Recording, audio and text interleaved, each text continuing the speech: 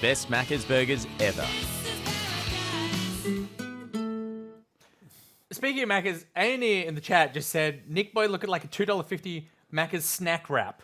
And I don't know if that's a compliment or if it's a compliment. It's a No, compliment. snack wraps are great. That's very exciting. Bryce, apparently you look like a soft serve cone. So, you know, The take Chico that. roll of the McDonald's world. Lady Dubsy says, good value No, and damn tasty. no, it's actually Thank you very really much. Rusty, Hey, welcome. hey. How's Pulse turning out? It's good. He's really tired. He is After very every game, he's like, thank you for speaking more than me because he's asleep. I was hoping he could just have a little power nap Einstein style, you know, while we're here. That's kind of our job to do the heavy lifting in between the games. I like it. Really a nap. Yeah, Do you know, speaking of Macca's, please. in terms of cones, Yeah. how old are you? You mean price wise? Yes. Yeah. I get a cone, like I get a cone every couple of days with the flake in it, Yeah. and I'm still like, this is like 30 cents, right? Can you play the game? How old are you? My only memory of the price of a soft serve is 50 cents. See, there you go. Yeah, totally. Younger. Yeah, I know. Yeah. 20 cent? Yeah, Yeah. please. Pound it. I've completely drawn a break, and all I can think about now is ice cream. That's a good thing, though, because I found my segue. Food. It's time for the weekend roast.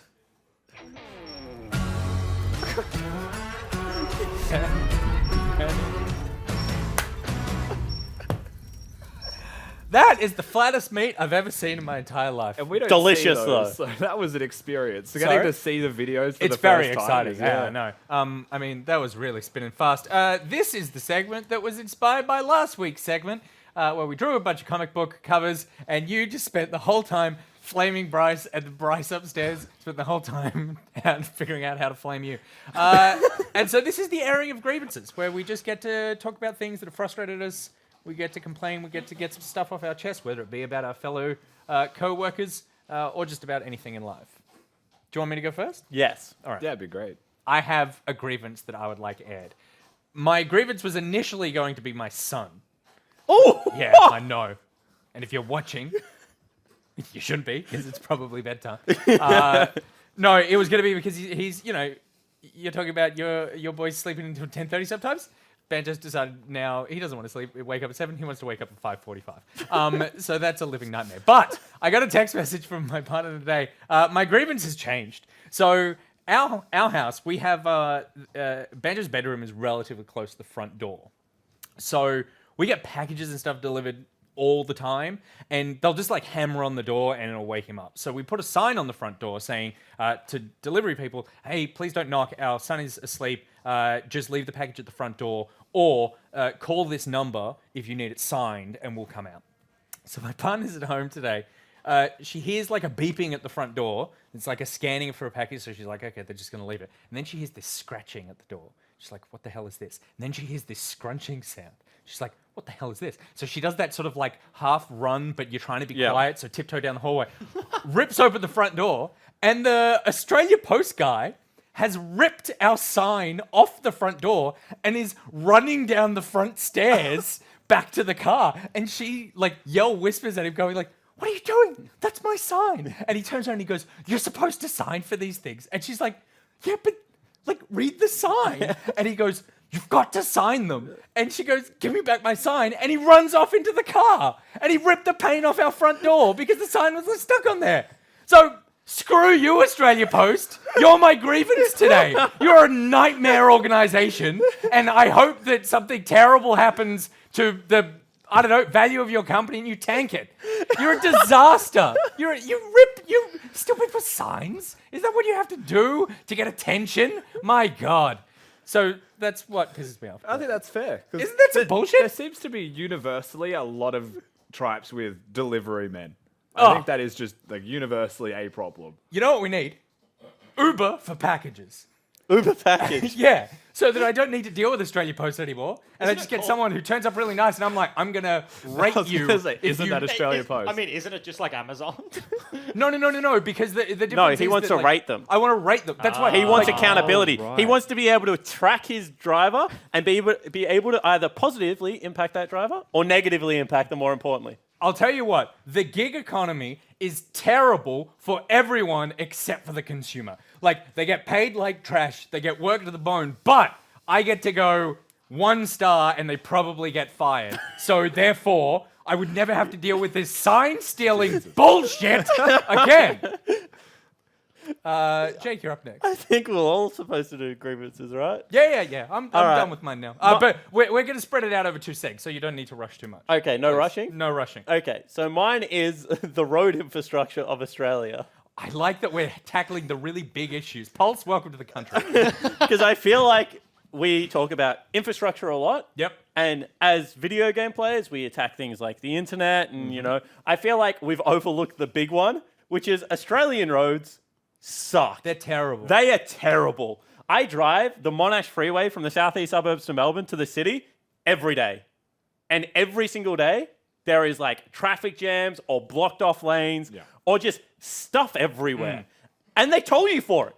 I'm all for paying tolls. Yeah. But if I pay a toll, I want a road that can actually get me there on a speed limit. Yep. And I want them to not have potholes and stuff in it. I think Sydney is also the worst for this. You get on any road in Sydney that has a toll, it's still only 2 lanes. And the ones that have 3 are like country roads that they've just put toll bridges over. It's so true. It's trash.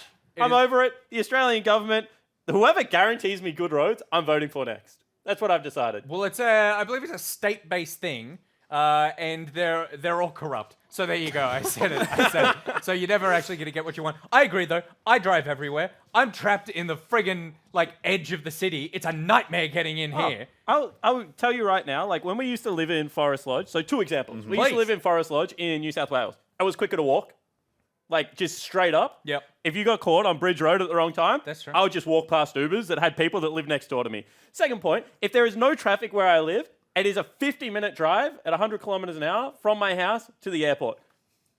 Last week, 2.5 hours. That's Just terrible. Literally nuts. triple Yeah, the that's time to get anywhere. And not even at peak time. I left my house at 7 a.m. Who's going anywhere at 7 a.m. apart from tradies? I reckon this is why Australia Post is so shit, just to bring it back to my gravity. Because they're dealing with these crappy roads all the time. Yeah, They're absolutely. getting stressed out. Where are the drone delivery systems that I heard so much about? And Uber helicopter. Helicopter. I would catch a helicopter to the airport. It's happening in Melbourne first. Is it really? You get it that's before. a thing? Yeah, they're doing Greatest city in the world. Yeah, by the way, they apart from literally the roads. pick you up in a light plane. I assume it crashes on the way, and then you land. And the goal is to make it as cheap as an actual It's ridiculous. Okay. Yeah. I reckon they can do it. If If anyone can do it, Uber can do it. if anyone can do it, Uber can Or do it. Elon Musk. You know, But maybe Uber. To your point, Spawn, Yeah. where I lived on the Gold Coast was voted one of the worst roads in Australia. Oh, that must be saying something. Like, did it even Yeah. have a road? Because you lived on it. Not because I lived Okay, on it. right, It was just making sure. my road to and from work. Right, thankfully, okay. Yeah. The Just worst grass? road is where I live. Was it a paddock? No, You used to get bogged no. in it if you got stuck in Believe traffic? it or not, it's a busy road. Okay. The problem is, it was designed so poorly that there are potholes constantly. And the way that people seem to repair potholes is by just filling it with something that will go away when it rains again. So imagine that on a country road with big trucks. And it doesn't even get better. Like, I swear it doesn't get... Like, where our gaming house is, in Collingwood, busy part of Melbourne. Like, it's just inner suburbs of the city. One suburb over. They changed the turn in to now have a speed bump.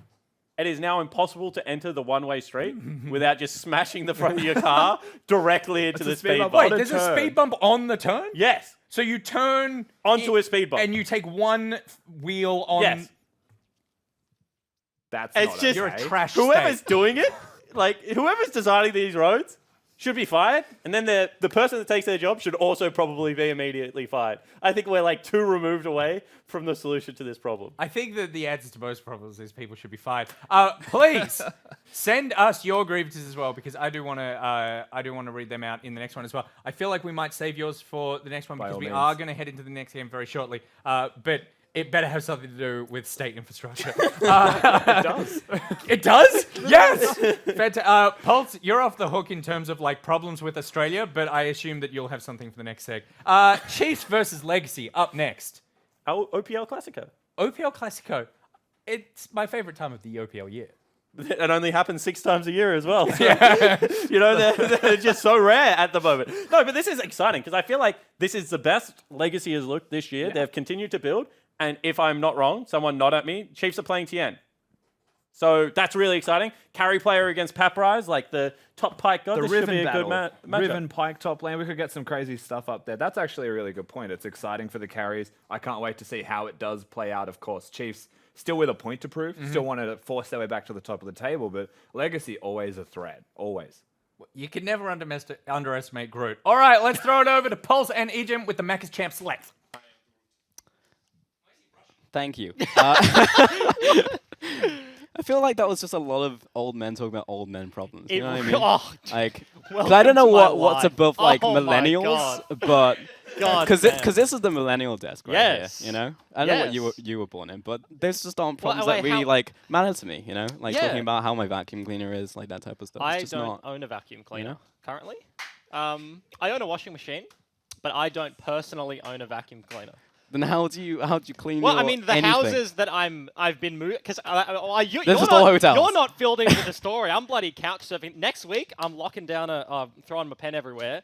I have a bed to sleep in, which is fantastic. And that house does come with its very own vacuum. You see that cleaner. like as an upgrade towards your everyday life. Yeah. I've been waiting weeks on this one. I've been getting. I'm not going to call people out, but I've just been getting mega boomed. But look, that's all right. I will say also, they were talking about, like, to talk about the game, they were saying Pike gods in Legacy. I feel like, I don't know if you caught the game last week, Pat Price Pike had a little bit of a roughie up there. Yeah, with the 5 CS. Yeah, the 5 versus 40 CS. Yep. I don't know if we're going to see a repeat of that one unlock. today. Maybe Legacy fans not looking for a replica. Yeah, I mean, I'm all about the top lane. You know, I'm a top laner. Okay. Yeah, I always like a good carry matchup in the top lane. I so I'd be hear excited. you're a filthy Alawi one trick, though. See, I pick a champion every season, and then I'm like, I'm just this. Though it has been Alawi for 3 seasons. I was about to say, does that actually change per season or no? Okay. Yeah. I actually haven't played any solo queue this week. I've just This been, week? Yeah, this week. I've just been queuing up playing TFT. That's fair. And it's been taking a bloody long time. Actually, no, that's not true. Because in my first 40-minute TFT queue, I played 3 games of League of Legends, which the timing really doesn't add up there.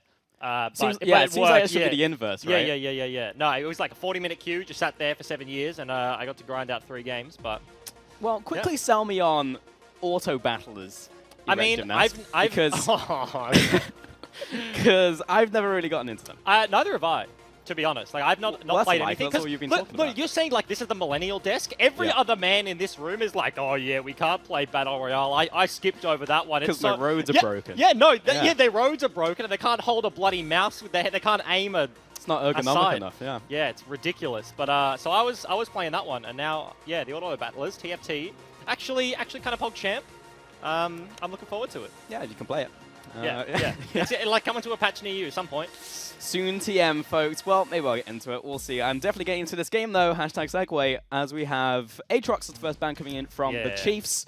And it will follow up by Rakan and Karma from Legacy. Yeah, honestly surprised that we did actually get a Karma game. A bunch of big buffs. As a Karma player, feels nice. I feel like she is getting a lot more play in the solo lanes than support recently. But I've been picking her up, you know. Now her speed buff does actually match her shield, which cosmetically, like, just makes a lot of sense. You know. It did feel bad, kind of just, like, still zooming forward, your shield is on, but you hit the brakes there. But gonna pair that with the Sejuani ban. Huge champion in the meta. I feel like Chiefs last week, they were playing the Claire on Camille, they were playing the Renekton comps. Especially now that TN is on the lineup. You have to think those melee bruises, the assassins coming through when paired with the Sejuani, super strong. It makes a lot of sense for Legacy to ban that one away on red side. Yeah, Yasuo. I don't know why I said like that. Yasuo is going to be the final ban from the Chiefs come out here. For OG OPL fans that know who Liquid Cheese is, you know how he pronounced Yasuo? How do you It do was it? Yasao, and he's the only person I've ever Wait, say that again. Like Yasao. Yasao. And I don't know how, I feel like he maybe looked at the O and the U and was like I'll they're in the, swap 'em. you'll swap them around. But You do yeah, you, man. it was an interesting time. Well, Luck's actually going to make it through and he's going to be first picked by the Chiefs. He's banned in the first game and yeah, over to Legacy. Yeah, happy birthday to the man on your screen right now as well, Praedyth 80 carry. I'm not sure how old he is, but I did see a birthday cake in his hand, so hopefully the best present you could probably get as an OPL player is a victory over the Chiefs in such a matchup like El Clasico here. And I feel like Praedyth individually as well, for Legacy this split, has been a fairly solid performer. Even split number 1, right? This was a guy, role swaps come in. I feel like I've said this many times before, but has looked fairly consistent. And in their wins, always seems to be doing well. Sivir is a big champion of his, and yeah, he's just going to get that again here today. Yeah, I mean, feel free to repeat stuff. I'm very much the student in this relationship, you know. You're my sensei. Ex-top laner was like a big Quinn guy. I feel like you'll like that. Oh, yeah. Like Quinn top lane, disgusting humans. But yeah, now in the AD carry position, swapped over with Crazy. Volibear Hover, somebody's been playing TFT because he's definitely just absolute gutter trash on Summoner's Rift. Not on the same tier list, unfortunately. Yeah, Camille Sivir right there. I saw some flicks through Riven. Probably a shout out to the fact that he is facing down another carry in the top lane. Yeah, both of these guys, big Riven players, probably have the montage ready for a big performance. But it's kind of funny that Volibear, he was good for like, what, it's been like 2 days and he's already been nerfed. It's like that champion just in any mode isn't allowed to be viable. Yeah, it's just like, nah, you need to be put in the bin. No, he's surprisingly obnoxious when he was a top laner for, a week. Yeah. But yeah, he's only really, really good or absolute garbage. Akali going to come through though from the Chiefs. Curious to see if the Sylas does come out here from Legacy though. Obviously Camille's still locked in. Paprise can take that one to the top side. And Sylas versus the Akali has been a big matchup for a very long time. Of course, the flexes can be all over the place with just a single solo lane now locked in for both these guys. So nothing really locked in as of yet. In terms of history lessons, only very big Olaf player, and that's a champion that has been getting banned, at least today, in the second phase a lot. So he's going to be very comfortable heading on into this one. Yeah, it was definitely a response to that Karma pickup as well in that last game. Nautilus coming through here for Legacy. Nico ban. A lot of lockdown there. The Civic can speed you in. Lock down a target with the Camille and then Nautilus. Unmissable CC. Feels nice, so. Yeah, point and click. Make it happen. LeBlanc going to be the ban out here. Looking towards those solo lanes. Again, as you said, not really a lot locked in with these solo lanes just yet. I will say, I guess I blanked on the Lux. Can be flexed into the mid lane. If Akali does end up going top, then it isn't necessarily Lux support. And I feel like Nautilus, probably one of the better supports at dealing with Lux in that role, right? Like you can lock her down. A single hook could spell her demise. I expect if the matchup does end up being those two, then it is going to have to be an Aftershock. Sure. For Lux, it's kind of nice that Nautilus is very broadcast. You're never going to miss a light binding to proc the Aftershock to get those resistances so you don't die in any sort of engage down there, but certainly options still open for all of these guys. It's going to be another Gragas in the OPL here. Yeah, Gragas coming forward right here. Kennen and Aurelia were also banned right after that, and there was just the Quinn hover, to shout out to what you were talking about earlier. Maybe it is actually. We haven't seen that one for a while. I would be excited to see one. It's been a long time. Quinn got to the point where she was buffed like 5 times. It's back to back to back to back, and people were like, oh, wait a minute, Quinn exists. You really need to like coax people into playing that champion, right? She needs a lot of love before people are like, okay, like I'll give it a try.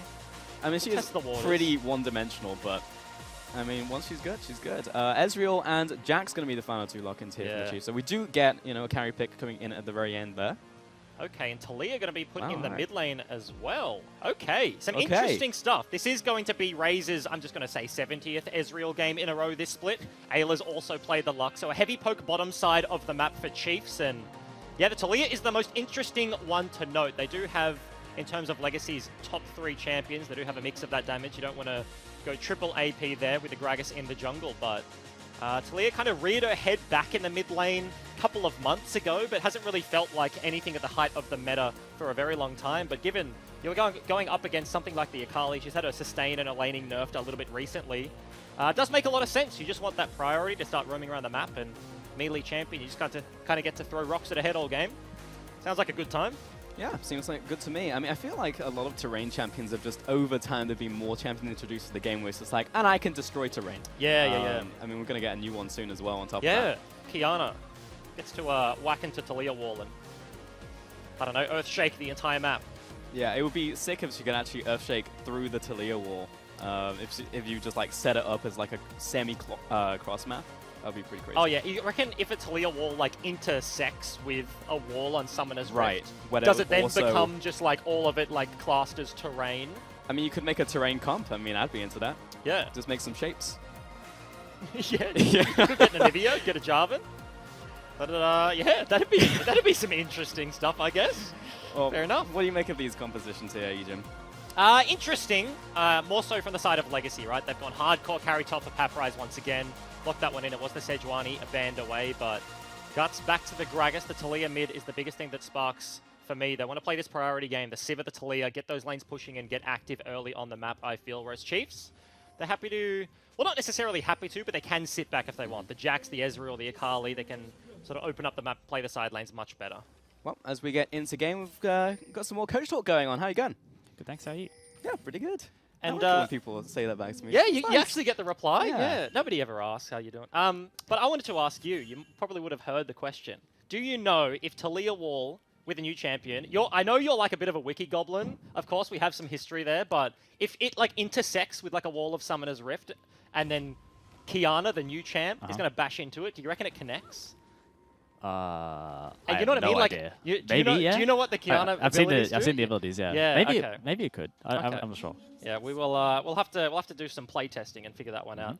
But in terms of this game, of course, there's going to be another showing on the Rift for TN. How's the confidence behind the scenes in the young top? We're really confident in TN now. He's had a lot of time to practice with us. He's been scrimming a lot more this split. We gave him some scrims last split, but not too many. It was just sort of warming him up, getting him used to it. He was coming to OPL every week, but now he's been actively a part of the roster. We're scrimming like 50-50, so he's ready to go, I think.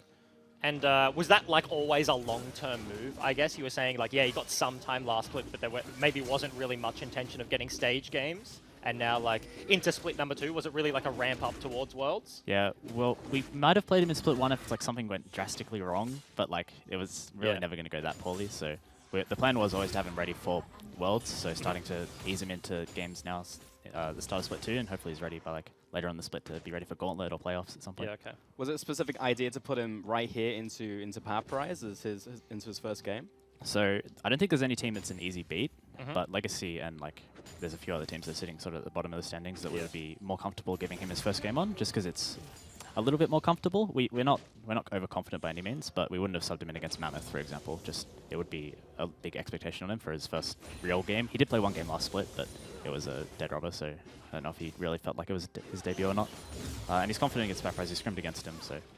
Yeah, because that's what I was going to say. You kind of look at, in terms of like the OPL, you have the different generations of player, right? Like old school El Clasico, you think of like Swiper versus Tally on the top side. It's now going to be TN versus Pat Prize coming into 2019. And do you think that does kind of mean a lot? Like in terms of the players you come in with, TN and Pat Prize, similar sort of era. They've played more against each other, and that comfortability there. Yeah, he's definitely way more comfortable against this than against one of the old school top laners, because the old school top laners, they don't really show what they're good at in solo queue.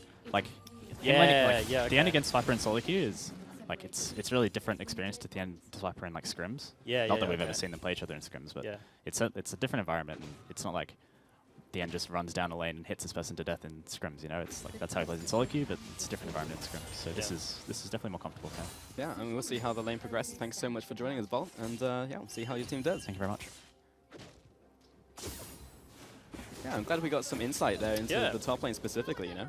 Big fan of Volt. He doesn't hide anything. He literally tweeted to me mid-broadcast a couple of weeks ago and was like, hey, yeah, this vision thing is broken and we're abusing it right now because it happened. And I was like, what is going on? Yeah, fair. Respect it. You know what I mean? Like, as soon as everybody else sees it, he's happy to give up the info. So, yeah, been around with the Chiefs for a very long time, coming back to the roster.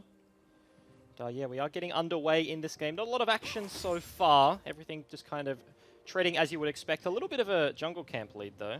Who do you favor? Just team to team, even if we just take away the compositions, if we just look at the matchup. Like, take away the players or take away the comps? Because take away the comps. Like, coming into this game, who did you favor? 100% Chiefs. I think they definitely look better. Legacy had a very rough week last time. There was, of course, that game. The top jungle duo went disastrously wrong versus AV rather than they also lost to Mammoth, unfortunately. So looking for the rebound here. And I feel like a fairly similar sort of thing we were talking about with Volt in like TN growth for the future. That is where you think about with Legacy, right? It was like split number 1, crazy new roster coming in, a bunch of the young guys. I think Chaz and Praedyth have been very large success stories for the lineup here. Here we go, though. Ooh, bottom lane, yeah, Ignite ticking. It's going to be the turnaround, though, as Only is moving into this bottom lane. Does not connect the axe, however.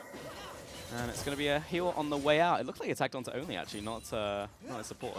Yeah, well, it's actually going to be Ayla rocking the heal, right? Oh, yeah, and boosted. Yeah, he pops that one on himself. He looks at a boomerang coming flying towards him, and he's like, I'm a measly little Lux. I don't want to die to this one. And it does mean that the TP has already been burnt from Praedyth. A little bit of an unfortunate scenario right now, sitting pretty but they do have the push right now, able to keep shoving that one in. And we didn't quite see how the fight started. Did look like a hook onto Ayla, as we kind of alluded to in Champion Select, right? He's going to start things off, and the Lux has to try and live as much as possible. Definitely helpful when you have your jungler in your back pocket, though. Yeah. At the same time, even if the old root connects onto Nautilus and he's already throwing out the hook, he will still drag himself to the target. Yeah. So you're really looking for those like through minion bindings. Yeah. You know, try and block that line of sight. Claire, however, getting locked up in the mid lane, CC after CC, and getting minion blocked as well, though Jasmine Guts unable to follow up on this one, does force the flash as that last volley of rocks come through. Yeah, and a very nice flick to start that one off. Chaz just straight up in the 1v1. Throws him back into the jungler. And interesting to note with the mid-jungle 2 versus 2 here for Legacy. They can hit Claire even though he is in the shroud, right? Flick lands, the rocks are still flying. Pebbles popping, and Gragas is all AoE, so CC, the damage, the barrel did connect there and forced out the flash. Claire, I feel like, for a couple of weeks now, having a rough early start to the game. Definitely not how you kind of want to kick this one off, losing your flash so early.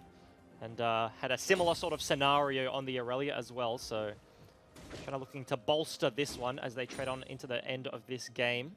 Only getting some topside vision control. Doesn't spot out Gragas just yet, though. Yeah, I mean, it's a big deal, especially for solo laners and specifically a lot of carries in this match, to be honest, with how volatile those matchups can go. But we're getting first recalls coming through, last chapter. Double longswords coming in from Claire, top lane. Only got the Doran's blade to his name, but Tien will get his first major recall. Yeah, of course. So, like, Guts did get mildly chunked, I guess, in the mid lane, and then goes towards his Krugs and only had the read. Given that he is just kind of Olaf, he clears a little bit quicker, is kind of chasing him around the map somewhat, and that allowed Tien to push in his lane and do exactly this. Doesn't have to cop the TP to get back to lane. So Chippies is like, yes, I want my Tiamat, I want the longsword, the rejuve bead there, and Tien's just going to take the long walk back without really losing anything. This is a little bit of a contest in the bottom side, though. Yeah. Oh, binding lands. Like great binding coming out here, and Crazy completely locked down. Here comes Chaz and the rest of the team to provide support. Burns the flash at the end. Yeah. So, summoner advantage goes over to the Chiefs. Crazy. I think he just placed that pink ward as well. And as a support main, that's probably the most miserable thing. You walk out of base, pop a little ward down, and gets immediately cleared. Loses a summoner to boot. So, bit of a sad time so far, and the aggression that could have come out of the Nautilus, I guess, dissuaded now somewhat without that extra summoner. Yeah, still good rotation coming in from the Chiefs. And just clearing out the rest of these minions here. It's going to be first dragon going over to the Chiefs as well. They're very good at doing that one. Yeah.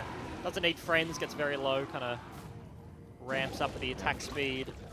Nice invade here from Legacy, though. They have hell on topside vision. It's a pink ward in the dot bush, pink ward in Pathriser's top lane as well. I guess Tien is genuinely under a little bit of threat for a dive, but on the other side, yeah.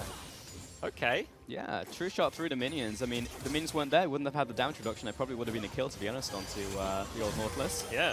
And no, that's actually very good coordination. You can see why this duo is so successful for Chiefs. They're throwing all of the abilities at the same time, and Praedyth is like, which one do I dodge? Right.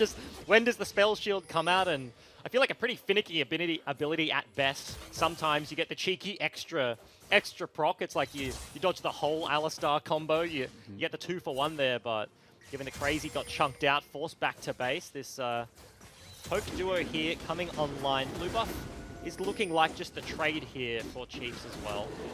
Yeah, this Crazy can do something towards his namesake, but no, not going to happen. Yeah. And I do find bot lanes just do pretty interesting, because it is essentially a bullet hell for Praedyth, but at the same time, Sivir does have a spell shield, so he can collect mana in that laning phase, and at the same time, you will have the Ayla Crazy thing going on, so there's just a lot of micro interactions, of all of which, like, one thing puts something out of balance and all the plates come down, right? Yeah, significantly. You can already see the matchup has kind of shifted, right? Like, they went for the early play, burnt the Ignite, and kind of forced Ayla back, fell very low, but just because Only was there, they pushed that one in, get the hard reset, and now that it's like a flashless Nautilus, and you're a Nautilus playing on the defensive, it's just significantly harder to kind of do anything. The Lux just gets to spell fling, as I like to say. I normally hate spell flingers. It's like solo queue, you're just sitting underneath your turret and there's just garbage being tossed in your direction. This is another fight though, Claire under fire. Yeah. Oh, that was very smooth. Yeah. I like it. Was that a spectator bug? And he did, like, I don't know. It was so close, right? That looked too smooth. Oh no, he burned an ulti charge. Okay. It was his ulti. All right. Yeah, I know what you mean though. Yeah, it kind of looked like that one that happens every now and again. You don't see a flash, and then they just kind of appear or like zoom to where they should be going. That was it was just all skill. Almost too good there, as so good we thought it was a bug. Yeah. That's the like accusations there, you know? Feels real good when people think you're hacking and you're not. Yeah, bit of Jungler's bumping heads right here. You can see that Olaf is very much getting ahead of the Gragas in terms of farming, which is to be expected in a 0-0 game, and you have, you know, Olaf into Gragas. Yeah, and it's not for lack of trying though, right? Guts has visited the mid lane multiple times. That was round number 2 there, just before Claire's flash came back online. So they really want to force the Akali out, give Chaz access to side lanes. You saw him kind of fruitless, I guess. Didn't get anything for it, but he was already walking up top side, trying to make something happen onto Tien. And as we kind of said, loading onto the Rift, the onus, I guess, is a little bit on Legacy to make things happen in the early game here.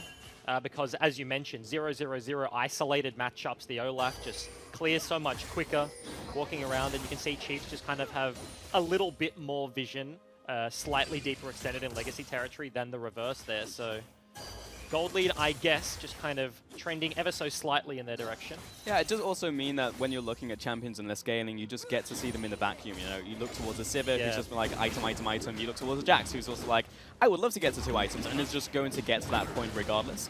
I've been paying a bit of attention to the top lane, like actually some nice trades coming in for the Jax into the Camille. Yeah. This can sometimes be a swinging matchup, but it's actually interesting the relationship Camille has had with top lane, you know, like was a top laner, was just kind of good at everything, then got nerfed, then became like a jungler, then became a bot laner, and then has cycled back to the top lane. Done the round the world trip there and back towards the top side. I think I actually cast a Camille support game in the OCS very recently, so it's an interesting one, but Paparai still, as you mentioned, getting the worst end of these trades. Has the Phage to the Sheen, so Tien, with the help of only just being able to look for these short bursts, hit you with the QW auto-attack reset, and no real response there from Paparai without the ability to all-in. You do have to like hookshot ulti and look for the long stuff there, and that's not really on the cards, so that's a lot of plating going into the hands of the Jax. A lot invested into Tien here for Chiefs. Yeah, was that Demolish coming in from Tien or only right there? Not too sure. It is a Grasp on the Jax, so definitely could be a Demolish.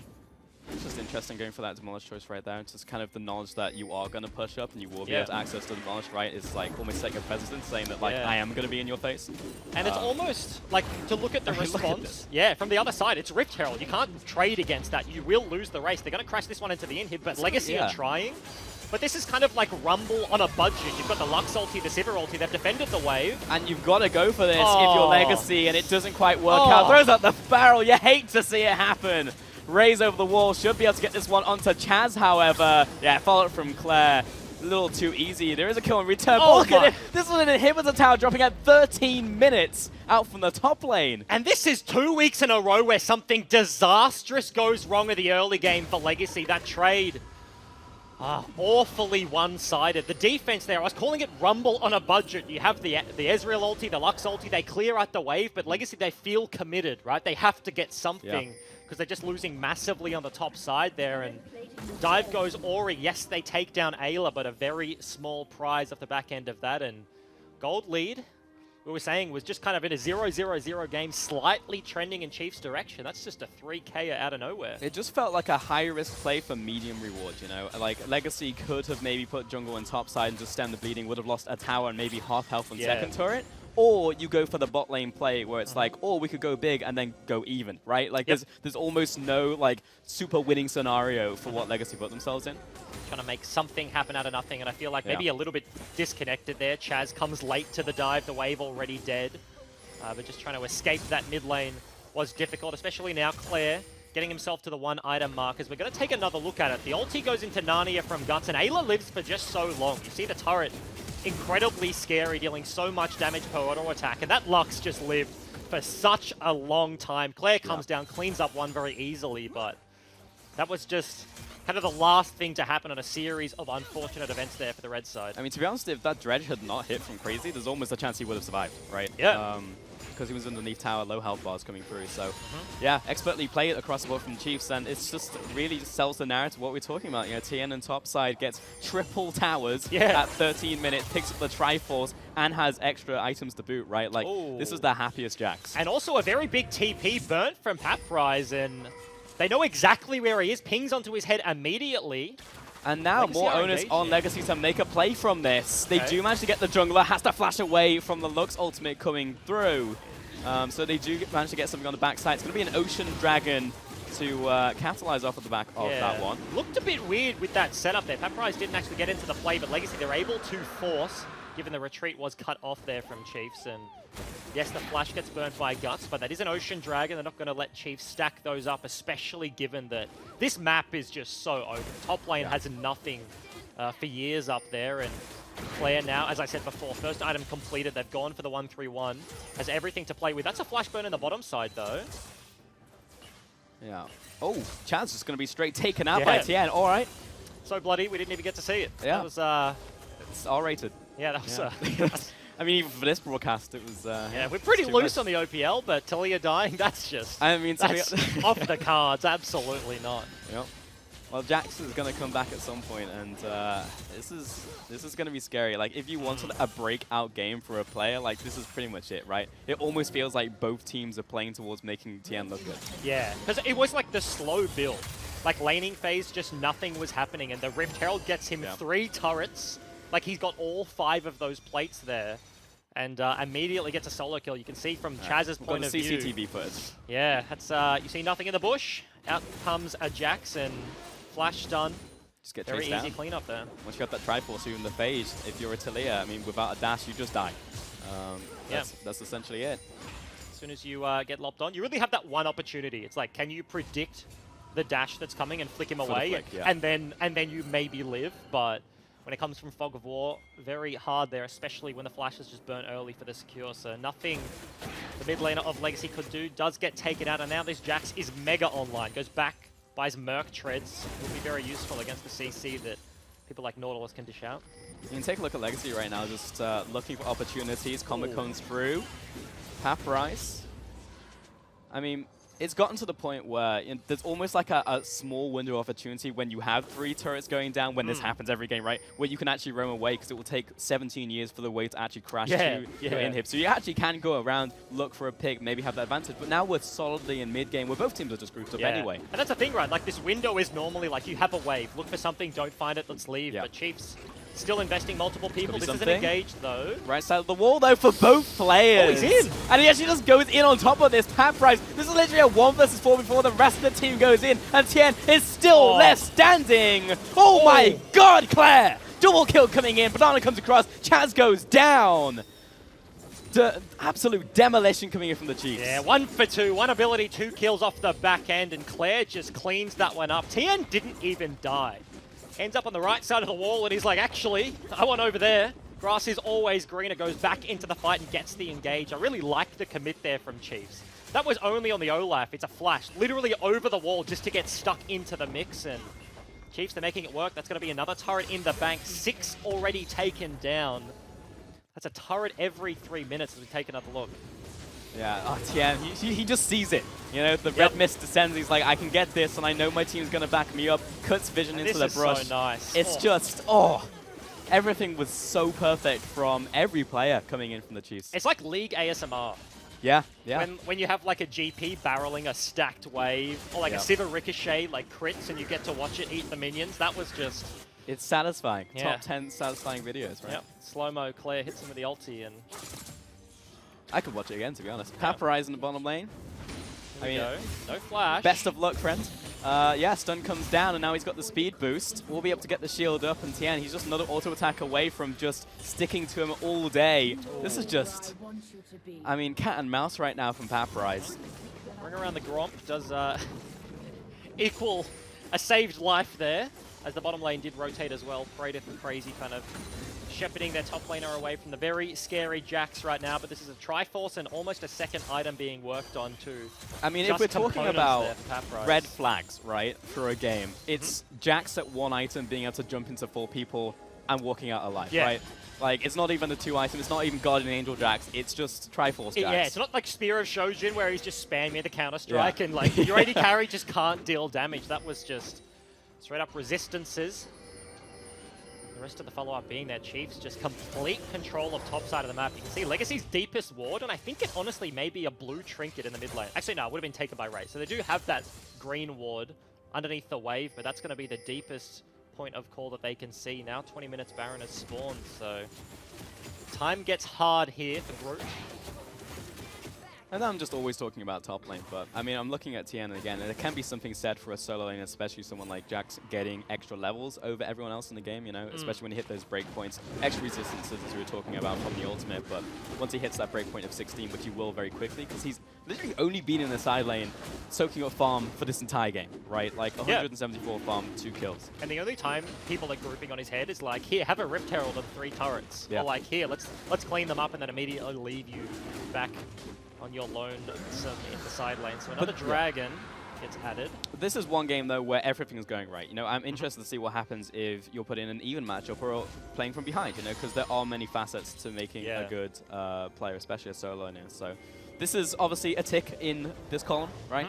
But yeah, I do want to see him put in other scenarios before we start singing all of his praises. But so far, this is a good breakout game. And on the other side, right, this is obviously a very rough game for Legacy, and I don't want to harp on it, but the 2 games that have gone disastrously wrong, being this one and the Pyke game, it really is just like a single decision early, and it snowballs out of control. It's like a TP back to lane with the redive, and Guts isn't around to get Paprized back to the lane. This was like they hard commit to the bottom side. Guts is down there looking for the trade, and they're just like, okay, let's race against the Rift Herald, right? And in a vacuum, you look at it and it's like, wow, that was dumb. It's like, yes, of course it was, right? Results-based analysis, it just looks super stupid. Sure. But it is just really like a split-second decision, and this lead just exploded out of nowhere. Before that point, it was very back and forth. Legacy were making moves in the bottom side, crazy landing hooks onto Ayla and trying to make things happen, but yeah, Chiefs just a reliable team with the gold. It makes me wonder what Legacy look towards the solution, right? As we see this contest over Raptors. It's like you do one of 2 things. As the ultimate gets popped and double root comes through from Ayla. That just hurts. Hurts to watch, hurts to see. Pushing the bottom side. Actually got Claire in the wings as well. Paprized is just inches away from death. He doesn't even know it. But yeah, we're binding away really from an engage or a hook even from Legacy. But yeah, again, solutions, what does it look like? Because you either put your top laner who's a carry onto tanks or something that can go even, and it's like, even if you're behind, you're still useful for the team, right? Or do you start doing something different with the attention you give to top lane? You know, like how many resources do you invest in? As a top laner who wants to play carries and being forced on the champs you don't want to play just feels bad, but is that better for the team's longevity? Well, it's also like the meta right now. In terms of like picking very stable, like, oh, I will just scale up matchups, it's kind of few and far between when people are just picking a Jax into you. I guess there was like the straight up blind pick Camille, and it isn't necessarily a blind pick because it can be flex there, but it's obviously very prepared here, but unfortunately not working out. Chiefs, you can see the big benefit they've had this game, or you can see a bunch of their skill comes down in coordination. Ayla, it is no surprise that he is just sitting around that wall waiting for the engage to come through. He was very prepared for that play. Only is walking around the corner. The On the Hunt comes out from Praedyth, and it's like, okay, here's an opportunity. Let's look for something. We're getting split pushed to death by the Jax here, and right place, right time. The preparation is there, and pressure just being floated between all of these members right now. It almost feels like Chiefs have more than just looks for disengage, you know, with the amount of work that Ayla's doing. It's just like, it's almost like they have a keep your arms reach comp, but it's just the binding that's stopping Legacy from even getting close for a hook, for a barrel, for whatever. Yeah, because everybody is just slippery. Olaf, Ragnarok, Ezreal, Akali have dashes galore. Lux is really the most easy one to get on, but TN will just kill you.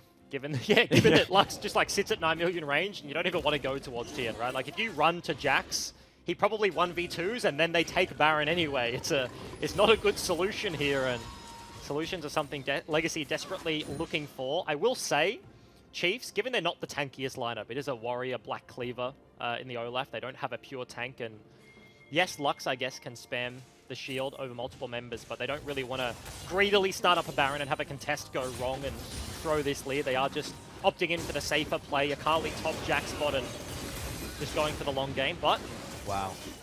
Here it is. I mean, 2 solo lanes pushing, which are threats in their own right. 0 vision over Baron.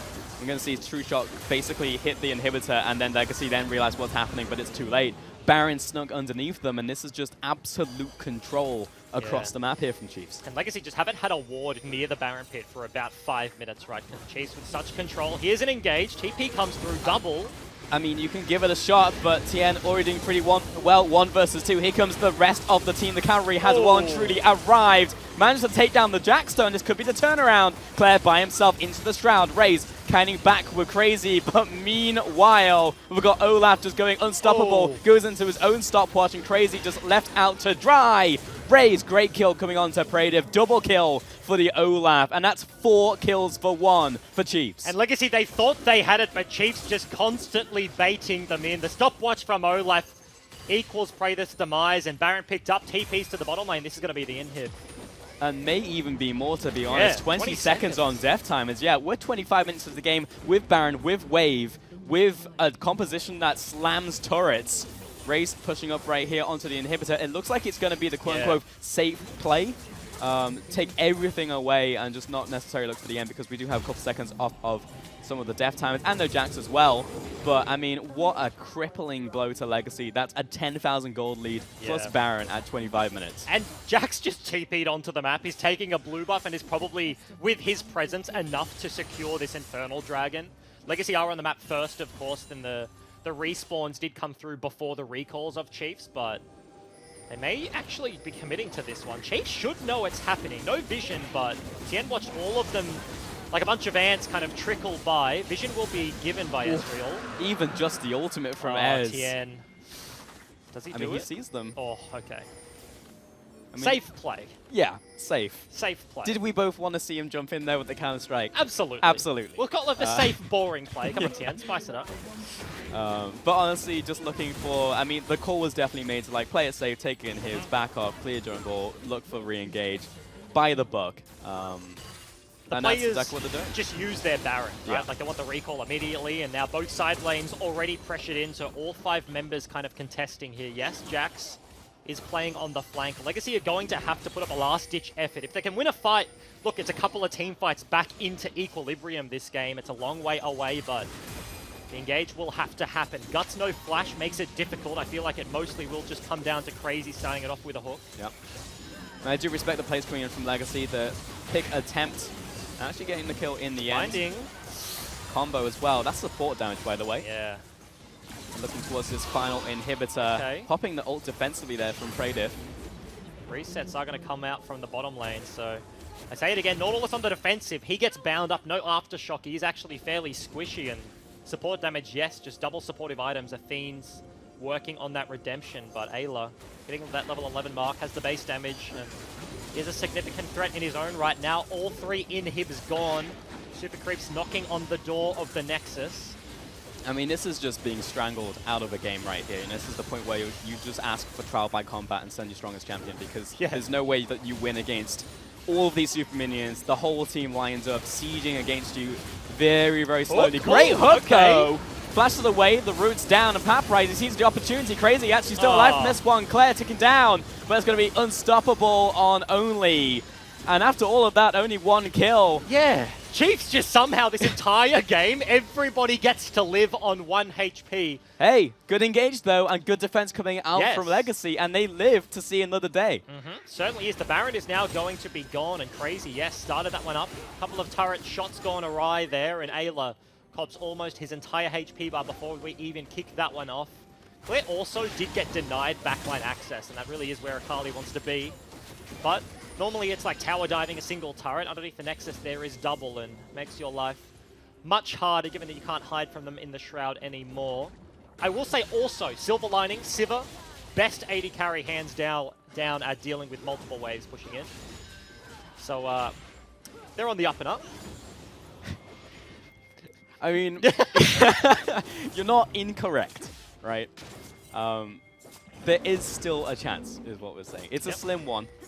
But it is always an opportunity, you know. To be honest, I have seen crazier in my career as a caster. Chiefs have already thrown a game this split, so versus Mammoth, gifted that one over there in the first week, I believe, but looking to close this one out since. Don't have the Infernal Dragon that they would have liked from earlier, but now you can see defensive options coming through.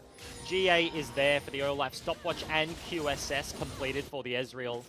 As I mentioned, Ayla goes back and picks up his redemption, so an extra bout of healing for the Chiefs lineup, as still they're looking to corral Legacy further and further into their base and be able to close this one out. I mean, at the same time, you do kind of need to finish it in the next, either Baron take or the next 5 to 10 minutes, because we're looking at a Civet, right? Like someone who just sits in base and all the waves are literally coming to her. And she's going to be, a hungry hippo, just soaking everything up. Or Tien could just kill your top laner. Getting caught though, perhaps. Crazy. Oh! Misses the stationary target, jumps in, going to be stopwatch once again. Gets blown up though. Okay. And this is now a 4 versus 5. Still going to push in with the minion wave, and Claire looking for the assassinate onto Chaz. But same time, it's going to be the Zhonya's coming through. Pradiff almost getting taken out though. A lot of damage in return. Gut with the nice defense. Then comes Olaf. He will trade his Guardian Angel for that one. And she's still on the offense. This is a little bit scary though. Oh, just kidding. Claire's going to blow up his target. Legacy still at the defense on this one. Minion wave coming in. And that's going to be a kill. Pradiff coming in clutch. Once again, Pradiff is the defense here for Legacy Civet. She can clear the minions, and also she can clear the champions. And as much as I chuckled at you saying they're on the up and up, I mean, this is the second time we've watched a defense basically with an exposed Nexus. Yeah, and you raise a good point, right? Like, there is sort of a timer cap where it's like... Which is weird to say, but yes, but it's like, yes, you're waiting on the 550 CS win condition, but you look at Chiefs comp, it's like very good early, and in this meta, they do struggle without snowballing to close out games. Without a Baron, how do you hit a turret, right? You don't have an Alistar engaging, you don't have a Sejuani, she gets banned every game. It really does need to be flanks from multiple sides and picking apart the map, and when Legacy are just locked underneath their Nexus, flanks are just non-existent here. The Baron spawning is a good thing for Chiefs. Yes, they've kind of stumbled 2 attempts to close this one out, but still in an incredible position here. 10,000 gold is still the lead, and the big purple worm definitely will draw Legacy out of their base. I mean, this is the comeback moment, right? It's do or die. You get the Baron, and then suddenly you have almost an even game, right? Yeah. Or it's lights out, right? It's all really just around this Baron. That being said, one inhibitor still being up, furthest away from Baron. Tien being split from the team, in with the wall as well, which will cut him out. And it will take a while for them to kill him, and this is a big commitment coming in from Legacy, so it's like, how fast can you kill the Baron? But this is a full commit onto Jax right now. Yeah, all 5 members. The Baron, of course, will go down, but Tien won't have access to that one. Interested to see if Chiefs do actually commit to the 4-man push. They have an Ezreal, they have a Lux, they have the range available, and also that was Sivir ulti, that was Hextech ultimatum there from Camille. So a couple of cooldowns burnt, and given Ray's TPing back on the map, you have to think Chiefs are still looking to pressure this one. I mean, ultimately, that was a safe Baron take at the expense of 50 seconds on your top laner, right? Yeah. And Legacy, if they get another pick here, fantastic. But it doesn't strike me as the type of game where Chiefs step too far forward with one of their squishies, step out of line. It could happen, but it's more on Legacy right now, punching above their weight, finding a pick, rather than Chiefs putting a step out position. And it was a reasonable call, right? Like, it's a 50-50, well, not even a 50-50 from Legacy. It's probably like an 80-20. You walk to Baron, you have to face check, you have no vision. The chance of winning a team fight, whilst you have to go for the desperation play, like, is slim. Safer option is pick on Tien. You have the lockdown. They do get the full commit there, and if they can keep isolating these targets, they have the Weaver's Wall, they have the mobility of a Camille, of a Gragas to be able to disperse these fights and really kind of split them up. So good just stuff like holding on so far. 25 seconds max before Jax just finishes the game, right? Like, no matter who you leave in the bottom lane. With all that said and done, 2 inhibitors up. Pradiff. Still a Civet, still able to reasonably clear out these Barons up minion waves, but it's down to Chiefs. Be a little bit slower. Prize looking for something, but Olaf is not the target they need, and if they commit top, you just mentioned it, Tien will end. Hook onto Claire, and goes into the stealth. The ultimate pop by Pradiff, maybe a little bit too early though, and an overcommit perhaps by Chaz. Prize caught out. Me hooking to safety. This is all inhibitors down. Gonna need to heal up on some of these carries right here. Crazy turning around, point and click CC, but the team is not there to follow it. This should be it now from Chiefs. Is dancing with death just a little bit, maybe playing with their food, but Claire jumps in, almost dropping though. This is a little closer than I care to admit, but finally they will focus down the Nexus. Chiefs do finish off the game. Yeah, eventually able to close that one out. Took a couple of tries, but Ayla is the man that makes the difference. Flash binding onto Crazy. They catch out the Nautilus. Single pick goes down, and it looked like only a matter of time there. Eventually the super creeps a little bit too much. Eventually the numbers mismatch is going to clean that one out. But you can see the members' faces right there, and Chiefs didn't look all too happy with that one. It was concerning for a good long while, though, from the Chiefs, right? You already mentioned the one game that they ended up losing and throwing, essentially, and that game almost looked like it, right? Like, yes, we were like 200 farm off Civet, but it doesn't become unrealistic if that's the second push, and the third push, and the fourth push, and it's like, at what point does it just become a turnaround win, right? Yeah, and unfortunately for Legacy, just like didn't get there, right? They were just getting picked off time and again. I guess it was like to hit back on it, TN coming into this roster, very good first performance. A lot of resources invested into him, whereas Paprise got next to nothing. Legacy went for the full trade, and that did just open up the game. But from that point, he really did take over. A lot of their success was the Jacks holding multiple members in the side lane, living for long enough for either his team to collapse or he's just like one-hitting people. And yeah, looked to the good so far. Yeah, for sure. And you look obviously towards TN as the star of that game, but you look also towards Legacy. And it's like, well, what's your solution, right, for the next coming weeks? Because are you just going to sack top lane all the time and try and make more happen on the bottom side of the map? Or you're going to try and even it up and actually give Paprise some attention, as he is a carry player on the top side of your map? Yeah, definitely a roughie there. It is, and it's like, how many weeks can you go as a top laner? You have the 5 farm Before game, you scream and and you're just pull like, your hair out. you know.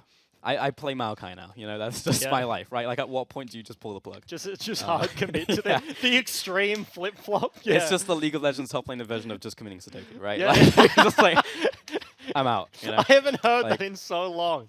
Oh, banger. Absolute banger. Yeah.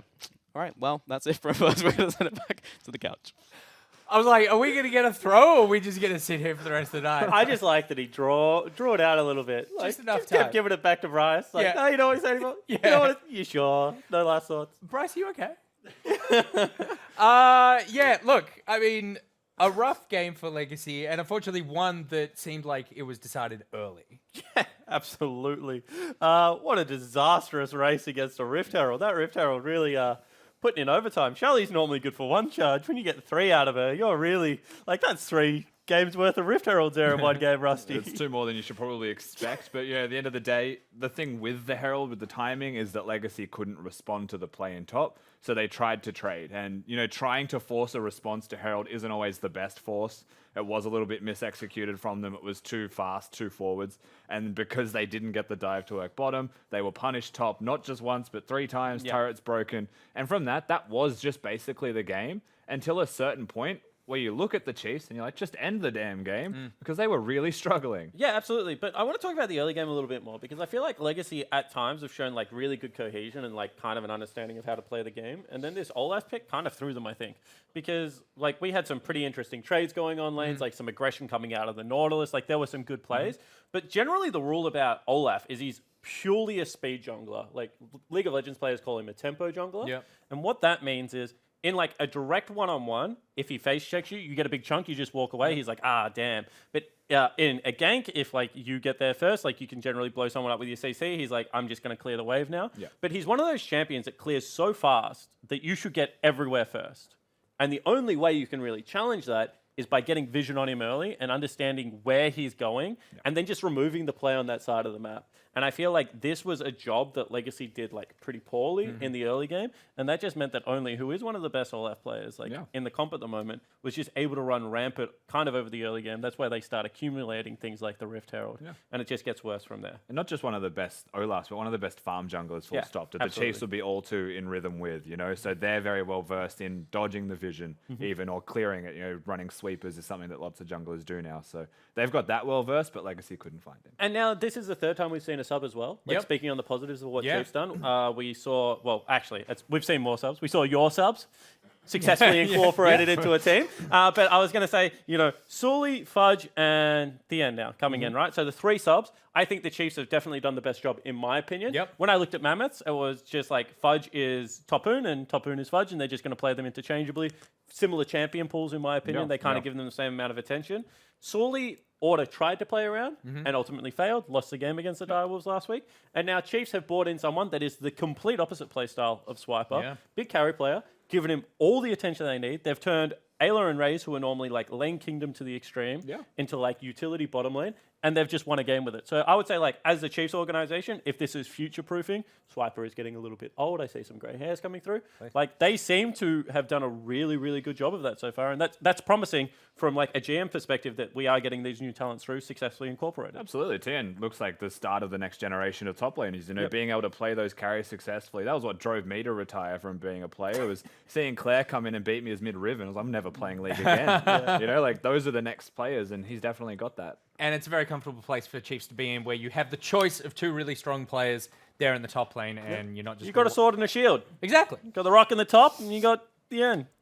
Right. Yeah, I see. Yeah, it works. It works. It's fine. We're going to go through to a commercial break. We'll be back in a second. Where we go?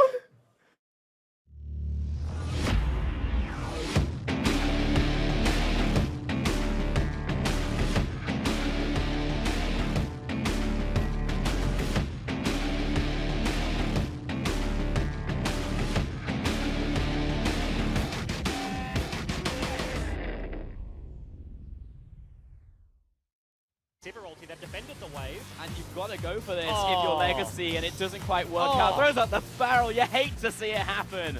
Raise over the wall. Should be able to get this one onto Chaz, however. Yeah, follow it from Claire. Little engaged though. Right side of the wall though for both players. Oh, he's in. And he actually just goes in on top of this. Taprise. This is literally a 1 versus 4 before the rest of the team goes in. And Tien is still left standing. Oh my god, Claire! Double kill coming in. Banana comes across. Chaz goes down. Through double. I mean, you can give it a shot, but Tien already doing pretty well, 1 versus 2. Here comes the rest of the team. The cavalry has well and truly arrived. Managed to take down the Jackstone. This could be the turnaround. Claire by himself into the Shroud. Raze counting back with Crazy, but meanwhile, we've got Olaf just going unstoppable. Goes into his own stopwatch, and Crazy just left out to dry. Raze. At Macca's, our burgers are now hotter, juicier, and tastier, with onions added at the grill for more flavour, perfectly melted cheese, and softer buns. They're the best Macca's burgers ever.